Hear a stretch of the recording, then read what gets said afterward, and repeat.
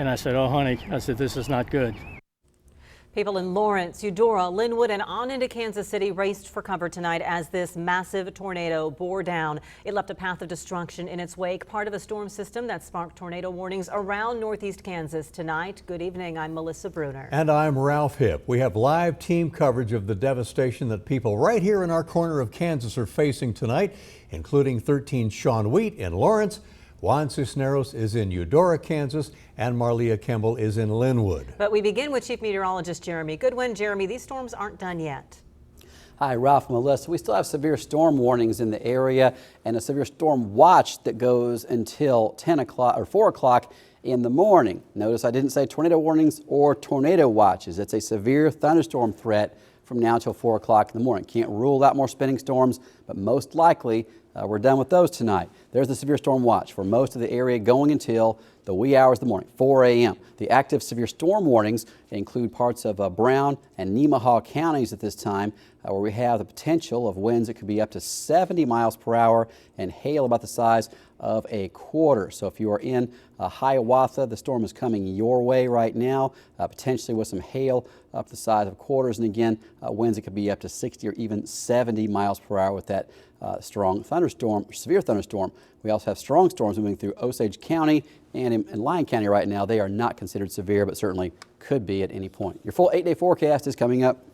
Thank you, Jeremy. Well, the areas south of Lawrence, particularly along Highway 59, are some of the hardest hit tonight. Homes were destroyed and leaving a pile of debris in its wake. Let's go to our team in the field, beginning with Sean Wheat, who is in Lawrence. We'll be checking with Juan in Eudora a little bit later. But Sean, people were emerging from their homes and seeing this devastation for the first time. Yeah, they were, and everyone here is counting their blessings. That's because they took shelter and it saved their lives. Now, the destruction could be seen from Highway 59, just 4 miles south of Lawrence. In one home, a family of 8 rode it out in the basement, hearing the tornado rip right through it. The house across the street completely fell in as it passed over their house. Many residents in this small subdivision tell us that they knew it was coming after watching the reports on TV and watching the path. Got in the basement and we have a safe room underneath the front porch. Thank goodness for that. We were down there and listening to the storm warnings and heard the roof come in and knew that everything upstairs was pretty much gone at that time. I mean, we saw it coming, we could hear it. And, we took cover in the corner of the basement by the concrete wall, and we could just hear it and took a direct hit. These families are now trying to figure out what to do next. Many have friends and family to stay with tonight. Tomorrow, they'll call their insurance companies and just try to start to rebuild. Now, emergency are still going door to door here in the area just to ensure that there are no more injuries. Also, a shelter has been set up for those affected at the Douglas County Fairgrounds. They say it is too early to say exactly how they're going to clean up, actually handle the cleanup efforts tomorrow, or even how they're going to get people in here to access their homes if they want to start cleaning up. A lot still up in the air as they continue the searches tonight. Sean, thank you. And we are told several people were injured by the tornadoes. So far, no reports of fatalities. That's the good news. Lawrence Memorial Hospital says it treated 12 patients tonight. Most of those injuries were minor, things like broken bones or people who were in vehicles overturned by the tornado. They say one person was in surgery but is expected to recover. Douglas County Emergency Management told me some of the injured were taken to other hospitals, but they did not know how many people or how seriously they were hurt. The storm skirted the south edge of Lawrence, heading right to Eudora. 13's Juan Cisneros continues our 13 News and Weather team coverage, and he's got a look at the damage it did there. Yeah, Ralph. Well, here at this home, it was just before 6:30 when residents headed to their basements as they heard that the sirens in the storm headed this way. And while down there, they could hear the sounds of the destruction going on above their heads. And once the storm had finally cleared the area, they came upstairs to find this, a massive and gaping hole on the side of their home and no roof overhead. But they weren't alone. Several other homes and buildings around this area received lots of damage from this storm. and nearby daycare also received extensive damage from trees and from other debris flying around the area. Now, the power is completely out for blocks as power lines and trees had been removed from the ground and are now covering roads, which has also prompted police to close those roads to any through traffic. And all the while that destruction is happening over their heads, residents in this area grab their loved ones in undercover, hoping that it would end as soon as possible. The first thing I remembered was, oh no, our windows are out, because I could hear the blinds blowing in the wind. And then it dawned on me that this is not going to be good. And it was devastating, yeah. And I mean, it was coming quick, you know, and I said, honey, we need to hit the basement. Did you fear for your life? Well, hell yes, I feared for my life. You know, I mean, we were downstairs and, you know, we said we loved each other and we, you just thank God that you're alive, you know. For the last several hours, Westar and Public Works have been in the area clearing some of those trees and those power lines from the roads to the best of their abilities, and they will be here for a lot longer as well. Juan Cisneros and Eudora, about 15,000 people in that area without power tonight. Now, if you go a little farther east toward Kansas City on Highway 32, the town of Linwood found itself directly in the path of this tornado, ripping houses apart and other buildings too. 13's Marlia Campbell is live tonight right outside of the Linwood area. Marlia, in this heavily hit town, what are you seeing over there? Melissa, I'm just about 4 miles east of Linwood at the intersection of K32 and 222nd Street, where officials are directing traffic away from Linwood right now. They say it's because power lines are down and there is some extensive damage. Now, just miles from where I'm standing right now, earlier today, a tornado tore through Linwood just a few hours ago, causing extensive damage, as you can see in this video. Houses are completely torn apart, roofs ripped off the walls, just some devastating damage you can see here. I spoke to a local resident who says he saw the massive tornado firsthand. He heard the sirens but kept driving to go check on his son, who was asleep at home at the time. We were driving home, the tornado sirens are going off. We looked off to our south and we seen the big monster tornado. It appeared to be a mile wide in my guesstimation. And then we experienced the outside rain and heavy winds. Right. And then we got home and we came up here to see our other property, and luckily it's still standing, but we're being told by everybody in the pictures that are surfacing now that the town of Linwood isn't there anymore, is what we're hearing. Neil said fortunately his property just had some minor damage, and most importantly his family is safe, but of course some devastating destruction in Linwood. Ralph? No doubt about it. And Marlia, we also had seen reports that the damage there is very, very bad. We will see in the morning how it looks over there. Well, it seems like the severe storms were hitting all corners of the state tonight. Trooper Todd of the Kansas Highway Patrol shared this photo. It is of a double tornado. Trooper Honus actually got the photo while sitting in his vehicle on I-70 looking over toward Hayes. This video also is from western Kansas, a tornado that hovered near Luray in Russell County. If we can get a look at that. There were no reports of any serious damage. There is the storm near Luray. No reports of any serious damage from those storms. And of course, Jeremy and Peyton and Doug have been following tornado warnings all around the state this evening.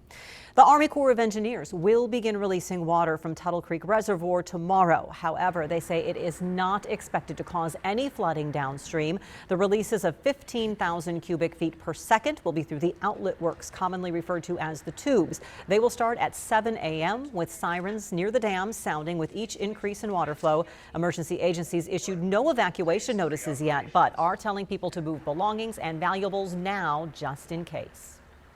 When it comes to evacuation, we don't know the specific time. We're going to try to give you as much notice as we possibly can, but to give you a firm definition, whether it's going to be minutes, hours, or days, is just not predictable at this time. A flood information hotline is available from 8 a.m. to 8 p.m. Their phone numbers on your screen, 785-587-4526. Well, Buncey County authorities are investigating a fatal accident involving a train. It happened around 3 this afternoon near Clapboard Ravine Road. That's about 2 miles east of Alma. Officials from First Call, a mortuary service out of Topeka, were at the scene and confirmed to us that a person was killed. Well, Buncey County authorities have released few details about the incident or why the person might have been on the tracks. And a Leavenworth, Kansas woman was killed just before the storms rolled through. A massive tree fell on her home. Authorities say the 68-year-old was sitting in the living room this morning when it occurred. Leavenworth Fire Chief Gary Birch says the ground saturated by the recent rains probably let those tree roots come loose and led to the tree collapse. There were no strong winds at the area at that time. Chief Birch said the trunk of the tree appeared to be about 4 feet across. Authorities will continue tomorrow trying to find who's behind a Saturday shooting that killed a Topeka man. Officers found Darton Fields, who was 34, around 9:30 at the intersection of Huntoon and Lincoln Streets. Detectives were circulating this flyer with 8 photos of this man, as police say they want to talk with him about the shooting. If you know who he is or where he is, any information that'll help, call Crime Stoppers at 234-0007. Authorities identified the man who they believe pointed a gun at officers this afternoon. Topeka police say 57-year-old Terry Garrison was booked for aggravated assault and felon in possession of a firearm. Topeka police say this started with a gunfire report in the 300 block of Southeast Golden. They say Garrison was reportedly firing the shots, pointed a gun at an officer, then ran inside a nearby home. That action sparked an officer in trouble call, bringing backup from several agencies. Police tried to contact Garrison. He surrendered about 10 minutes later and was taken into custody. A Junction City police officer and his live-in girlfriend were arrested on domestic battery charges and are free on bond today. The Kansas Bureau of Investigation says Junction City police responded early yesterday morning to a domestic violence incident in the 700 block of McClure Street. They say it involved on-duty Lieutenant Jason Warian, who's 39, and his live-in girlfriend, 27-year-old Christine Harbert. Warian was arrested on charges of domestic battery and criminal restraint. Harbert was arrested for domestic battery. The Geary County Jail says both posted $2,500 bond yesterday and were released. The KBI says Junction City PD requested its assistance with the investigation. We have a couple local agencies who are renewing their Battle of the Badges. We'll explain that for you coming up. And freshman Congressman Steve Watkins pays a visit to the Red Couch today. What he said about how Washington could help Kansas after severe weather. You're watching 13 News at 10 with Melissa Bruner and Ralph Hipp. 13 News, Kansas News Leader. This is your 13 weather forecast with Jeremy Goodwin. All right, severe storm watch continues until 4 o'clock in the morning. This is more than I've been used to lately as a late night storm. So we have a severe storm watch until 4 o'clock in the morning. Notice it does not say tornado. No tornado watch, no tornado warnings at all in the WIBW viewing area right now. We do have a severe thunderstorm warning for the eastern part of Brown County. Winds 60 to 70 miles per hour still possible with that storm going through Hiawatha right now with some of the strongest of the winds. In Emporia, it's just heavy rain. We were watching that all the way down from the Wichita area. It's been rolling north and eastward through the afternoon and evening hours. And so far, we had a lot of funnel clouds with this. It has not produced any tornadoes and no tornado warnings. But watch this, last few frames. You can see a storm get pulled right in there, sucked into this thing. There's still spin with a lot of this activity, but just not enough of the right type of spin or the right kind of upward motion to produce tornadoes with this. Fortunately, can't rule them out yet, but tomorrow and looks like the next 3 days all look to be sunshine and finally some dry weather. Right now, here's a severe storm warning in Brown County. Again, winds to 60 or 70 miles per hour possible with that. It is not showing signs of rotation at this point. I am seeing more storms popping up in parts of Washington and Republic counties, but those are popping up in an area where dew points are much lower and the winds are coming in from the north, northeast Marysville, north wind in Concordia. That's drier air. This darker green line I have there, that indicates where dew points are 70 or higher early this afternoon. That was in central Kansas, but as the wild storms rolled through this evening, the drier air has been pushing in. At Topeka, south wind at 30, Council Grove southeast wind 38, but those south winds are likely to shift around as this drier, cooler air starts to make its way in through the night. So we'll still see scattered storms, even a risk of severe storms until 3 or 4 o'clock in the morning. It may not go quite that late Most likely the warnings will be over in Missouri by 1 or 2 o'clock in the morning. But again, we still have the risk of seeing severe storms, at least the watch, until 4 a.m. There's 3 a.m. and it looks like it's dry by then on Supercast. And tomorrow morning, dry commute to work. So this evening, the severe storm watch is expired. We have a severe storm watch until 4 now. I doubt it goes quite that late, but for now it's still in place. Tomorrow, 78 degrees, a few clouds, no rain. That'll be better. And the 8-day forecast, we got 3 straight days of dry weather. Saturday, we begin June with storms likely again. Sunday, a chance of rain. And next week looks to be soggy once again across our area. So after seeing the severe weather pattern for the past week and the heavy rain that's been going on for a couple of months, it does look like a dry weather pattern is on the way, at least for the next 3 days. Ralph? Jeremy, so some cleanup time and dry out time too. Graduation time has certainly been the season for scholarships for outstanding Kansas teens to continue on their career paths.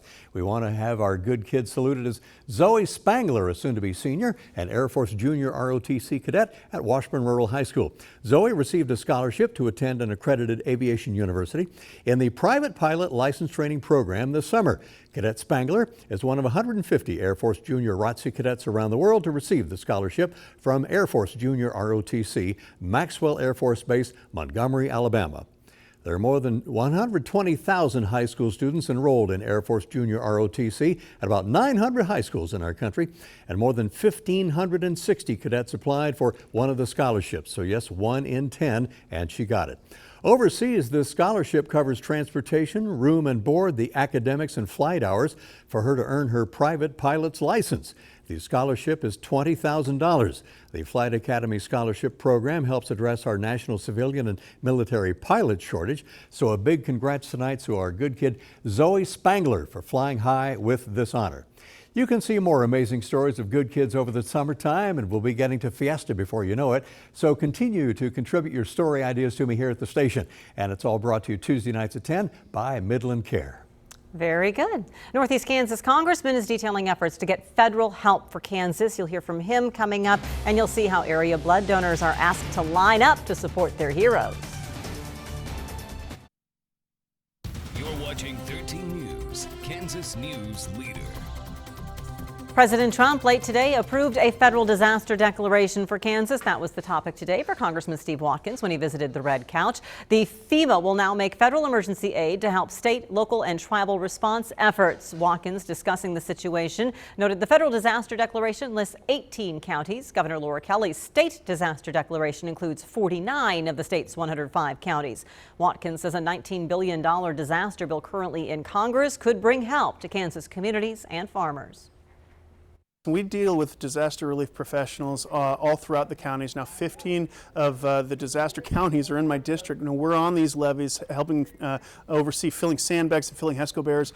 And so we encourage all people to do as the disaster relief professionals ask. Senator Jerry Moran joined that call for federal help today. He issued a statement saying, quote, "I do not remember a time where flooding in my state has been worse." Local fire and law enforcement, along with the American Red Cross, are getting ready for their 3rd annual Battle of the Badges blood drive. The event is set for Thursday, 9 a.m. to 3 p.m. at the Topeka City's Holiday Building. The fire and police departments will compete to see who can recruit the most eligible donors to give blood. Topeka police were the winners last year with a total of 58 donations given in their name. Donors can sign up by making an appointment at redcrossblood.org. You also can call 1-800-733-2767 or just show up. You might have to wait, but they'll still take you. That's right. Day after tomorrow for that. Sports is on the way. We're going to get you some sports on a busy weather night and how one of college basketball's top recruits' decision shocked the world today. And 6A state golfers had their shot this Tuesday after a week-long delay of the weather they already had. Results and reaction on the way right after the break.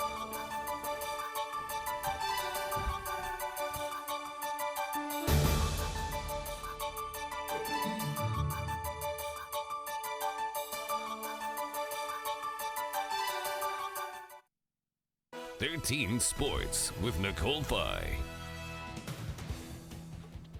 all of the Acacia State golf tournaments were originally supposed to take place 8 days ago, but due to weather, 3 were delayed to this week. In the 6A tournament's case, it was also relocated from Newton to Firekeeper in Mayetta, Kansas, and though conditions were still a bit soggy, golfers did end up finishing the final round of the season. Unfortunately for Washburn Rural, the Junior Blues were without senior Max Neal, who placed 3rd at regionals due to a previously planned family vacation.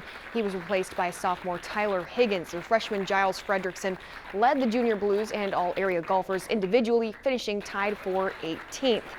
Following Fredrickson in area golfers and also medaling was Manhattan junior Casey Gritton, who tied for 20th with a 78. Individually, Garden City senior Sion Audron took home the championship with a dominating 6-under performance to beat the rest of the field by 4 strokes. He's also going to KU next year.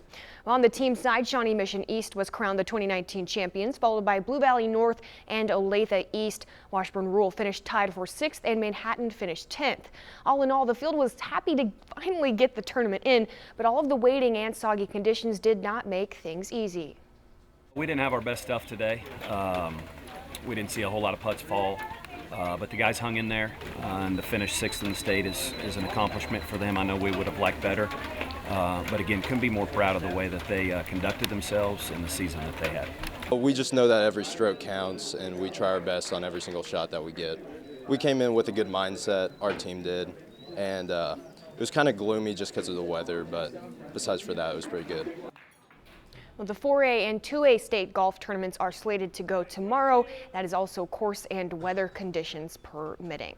Moving to college basketball, the NBA draft is still a ways away, which means plenty of time for former college stars to prove their worth. And former Kansas State guard Barry Brown and former Kansas guard Dedrick Lawson garnered another chance to do just that today. The 2 Big 12 standouts were invited to a pre-draft workout for the Sacramento Kings, which will take place tomorrow. Lawson has already worked out for Chicago, Charlotte, and New Orleans, as well as participated in the NBA Draft Combine. Brown did not participate in the Combine, but he did net workouts with Los Angeles and Brooklyn. The NBA Draft is scheduled for June 20th.